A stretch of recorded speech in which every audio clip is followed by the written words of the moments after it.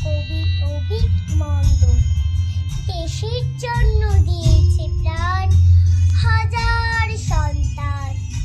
ব্যর্থ হয়নি তাদের আশা, তাদের বলিদান। গর্ব করে বলছি মোরা, আমরা তো স্বাধীন। বলেছিলাম বলবো আবার, বলবো চিরদিন। শহীদ যারা বীর পুরুষের জয়ের মাঝে সব রক্তে রক্তে লুকিয়ে আছে দেশের গৌরব। স্মরণ করি সেই শৈবাল বিদ্রোহীদের আজ, যাদের জন্য কাঁপছে ভারত, কাঁপছে ব্রিটিশ রাজ।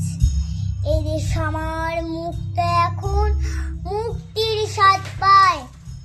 সবে মিলে গর্ব এদেশ, চলুন হাত মিলাই। গেরুয়া সাদা সবুজ মিলে অপূর্ব সংগ্রাম।